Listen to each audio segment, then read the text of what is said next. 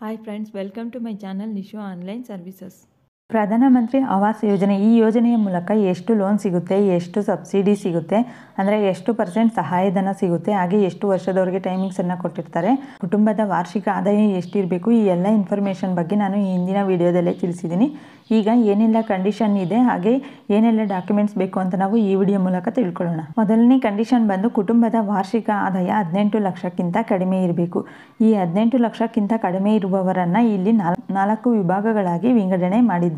ಒಂದನೇ ವಿಭಾಗ EWS, ಇವರ ವಾರ್ಷಿಕ ಆದಾಯ ಕುಟುಂಬದ ವಾರ್ಷಿಕ ಆದಾಯ 3 ಲಕ್ಷದ ಒಳಗಡೆ ಇರಬೇಕು. ಇವರಿಗೆ ಲೋನ್ ಎಷ್ಟು ಸಿಗುತ್ತೆ ಅಂತ ನಾವು ನೋಡೋದಾದರೆ 6 ಲಕ್ಷದವರೆಗೆ ಲೋನ್ ಸಿಗುತ್ತೆ. ಹೀಗೆ ಸಬ್ಸಿಡಿ ಅಥವಾ ಸಹಾಯಧನ ಎಷ್ಟು % ಸಿಗುತ್ತೆ ಅನ್ನೋದಾದರೆ 6.5% ಇವರಿಗೆ ಸಬ್ಸಿಡಿ ಸಿಗುತ್ತೆ. ಅಂದರೆ 2,67,280 ರೂಪಾಯಿ ಸಬ್ಸಿಡಿ ಸಿಗುತ್ತೆ. ಹಾಗೆ ಇವರಿಗೆ 20 ವರ್ಷದವರೆಗೆ ಸಮಯವನ್ನು ಸಹ ಕೊಟ್ಟಿರ್ತಾರೆ. ಹಾಗೆ ಇದರಲ್ಲಿ ಕಂಡೀಷನ್ ಬಂದು ನಿಮ್ಮ ಮನೆಯ ಗಾತ್ರನೂ ಸಹ ಇಷ್ಟೇ ಇರಬೇಕು ಅಂತ ಇದೆ. ಒಂದನೇ ಗುಂಪಿನ ಮನೆಯ ಗಾತ್ರ 30 ಸ್ಕ್ವೇರ್ ಮೀಟರ್ ಒಳಗಡೆನೆ ಇರಬೇಕು.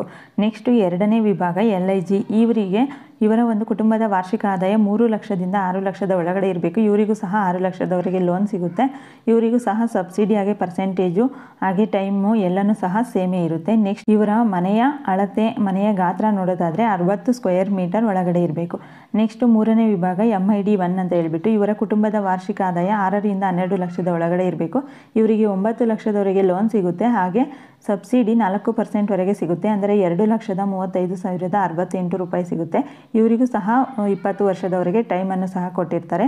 ನೆಕ್ಸ್ಟು ಇವರ ಮನೆಯ ಗಾತ್ರ ನೋಡೋದಾದರೆ 160 ಸ್ಕ್ವೇರ್ ಮೀಟರ್ ಒಳಗಡೆ ಇರಬೇಕು. ನೆಕ್ಸ್ಟು ನಾಲ್ಕನೇ ವಿಭಾಗ MID2, ಇವರ ಕುಟುಂಬದ ವಾರ್ಷಿಕ ಆದಾಯ 12 ರಿಂದ 18 ಲಕ್ಷದ ಒಳಗಡೆ ಇರಬೇಕು. ಇವರಿಗೆ 12 ಲಕ್ಷದವರೆಗೆ ಲೋನ್ ಸಿಗುತ್ತೆ. 3% ಸಬ್ಸಿಡಿ ಅಂದರೆ 2,30,156 ರೂಪಾಯಿ ಸಬ್ಸಿಡಿ ಸಿಗುತ್ತೆ.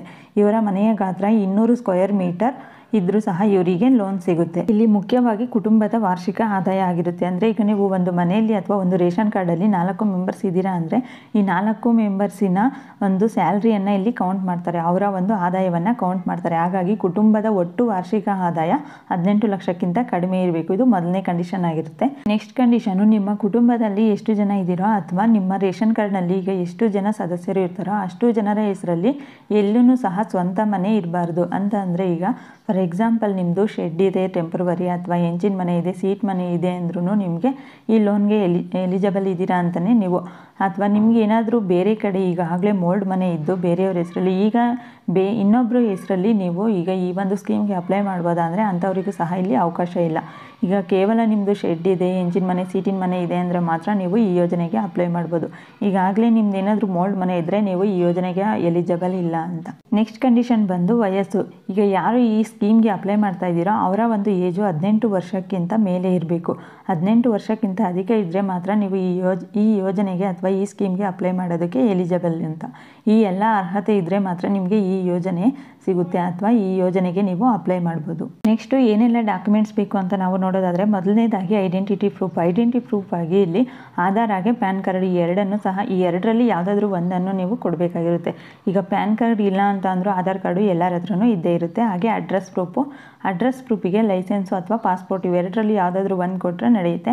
ನೆಕ್ಸ್ಟು ಇನ್ಕಮ್ ಪ್ರೂಫಲ್ಲಿ 2 ರೀತಿ ಬರುತ್ತೆ. ನೀವೇನಾದರೂ ಜಾಬ್ ಮಾಡ್ತಾ ಇದ್ದರೆ, ನೀವು ಸ್ಯಾಲ್ರಿ ತಗೊತಾ ಇದ್ದರೆ ಅಂಥವರು ನೀವು ಜಾಬ್ ಮಾಡ್ತಾ ಇರೋ ಹತ್ರನೇ ನಿಮಗೆ ಫಾರಮ್ 60 ಅಂತ ಕೊಡ್ತಾರೆ ನಿಮ್ಮ ಕಂಪ್ನಿನಲ್ಲಿ. ಆ ಒಂದು ಫಾರಮ್ 60ಯನ್ನು ನೀವು ಫಿಲ್ ಮಾಡಿ ಕೊಡಬೇಕಾಗಿರುತ್ತೆ. ಅಥವಾ ನೀವೊಬ್ಬರೇ ಜಾಬ್ ಮಾಡ್ತಾ ಇದ್ದರೆ ನೀವೊಬ್ಬರೇ ಫಾರಮ್ 60ಯನ್ನು ಕೊಡಬೇಕು. ನಿಮ್ಮ ಜೊತೆ ಈಗ ನಿಮ್ಮ ಮನೆಯಲ್ಲಿ ಬೇರೆ ಬೇರೆ ಸದಸ್ಯರು, ನಿಮ್ಮ ವೈಫು, ನಿಮ್ಮ ಡಾಟರು, ಸನ್, ಈ ರೀತಿ ಬೇರೆಯವರು ಇರ್ತಾರೆ. ಅವರು ಜಾಬ್ ಮಾಡ್ತಾ ಇದ್ದರೆ ಅವರ ಒಂದು ಫಾರಮ್ 60ನೂ ಸಹ ಎಷ್ಟು ಜನ ಜಾಬ್ ಮಾಡ್ತಾ ಇದ್ದಾರೋ ಅವರ ಎಲ್ಲರದ್ದು ಸಹ ಇಲ್ಲಿ ಫಾರಮ್ 16ಅನ್ನು ನೀವು ಫಿಲ್ ಮಾಡಿ ಕೊಡಬೇಕಾಗಿರುತ್ತೆ. ನೆಕ್ಸ್ಟು ಕೊನೆಯ 3 ತಿಂಗಳ ಸ್ಯಾಲ್ರಿ ಸ್ಲಿಪ್ಪನ್ನು ಸಹ ನೀವು ಕೊಡಬೇಕಾಗಿರುತ್ತೆ. ಇದ್ರ ಜೊತೆಗೆ ಲಾಸ್ಟ್ 3 ತಿಂಗಳ ಬ್ಯಾಂಕ್ ಸ್ಟೇಟ್ಮೆಂಟನ್ನು ಸಹ ಕೊಡಬೇಕು.